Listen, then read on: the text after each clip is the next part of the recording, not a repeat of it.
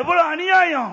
இன்னைக்கு தமிழ்நாடு காவல்துறை திமுகவுடைய கைப்பாவையாக மாறிவிட்டது. நியாயம் கிடைக்காது இந்த ஆட்சியில. இந்த ஆட்சியில் இருக்கின்ற காவல்துறை விசாரிக்கப்பட்டால் நியாயம் கிடைக்காது. அதனாலதான் சிபிஐ விசாரணை மேற்கொள்ள வேண்டும் என்று தொடர்ந்து அனைத்து இந்திய அண்ணா திராவிட முன்னேற்ற கழகம் பல்வேறு வழக்குகளை சுட்டிக்காட்டி நீதிமன்றம் சென்று தீர்ப்பை பெற்றால் அதற்கு மேல்முறை செய்கின்ற அரசாங்கம் திமுக அரசாங்கம். இன்றைய தினம் என்ன சிந்திச்சு பாருங்க. இன்றைக்கு திரு நேர் அவர்கள் அவருடைய நகர்ப்புற வளர்ச்சி துறையில பல்வேறு முறைகேடு நடந்திருக்குது. அதே போல குடிநீர் வழங்கல் துறையில பணி நியமனம் அதுல பல லட்சம் வாங்கி அதுல முறைகேடு நடந்திருக்குது. இதையெல்லாம் ஈடி ஆதாரத்தோட கண்டுபிடிக்கப்பட்டு இன்றைக்கு தமிழகத்தில் இருக்கின்ற உயர் காவல்துறைக்கு அந்த அறிக்கை அனுப்பி எஃப்ஐஆர் போடு சொல்றாங்க. இதுவரைக்கும் 3 முறை அறிக்கை ஈடி தமிழ்நாடு இருக்கின்ற உயர் காவல்துறைக்கு அனுப்பி அவர்கள் இதுவரை வழக்கு பதிவு செய்யல.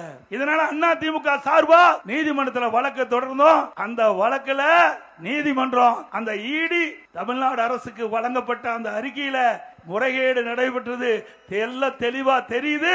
அதனால வழக்கு பதிவு செய்யுங்க தீர்ப்பு கொடுத்தாச்சு. இன்னும் வரைக்கும் வழக்கு பதிவு செய்யல. இந்த ஆட்சி வந்த பிறகு நீதிமன்ற தீர்ப்பை மதிப்பதே கிடையாது. மதிக்கிறாங்களா?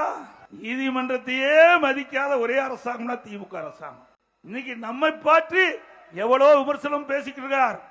இன்னைக்கு பத்திரிகையில பார்த்த ஊடகத்தில் பார்த்தேன், தமிழ்நாட்டுக்கும் என்டிஏவுக்கு போட்டியா. யோ, நீ தமிழ்நாட்டில் இருக்கிற, தமிழ்நாடு எலெக்ஷனே மறந்துட்டார்.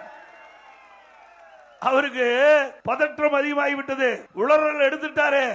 தோல்வி பயத்தில் ஏதேதோ பேசுறார். திரு ஸ்டாலின் அவர்களே, தமிழ்நாட்டில் தாங்க சட்டமன்ற தேர்தல் நடக்குது.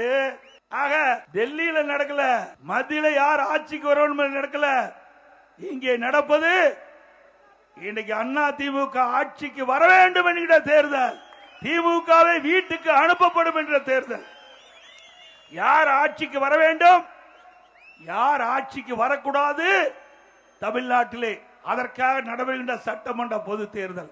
இது கூட தெரியாம தமிழ்நாட்டுக்கும் என்டிஏவுக்கும் நடக்குதான்.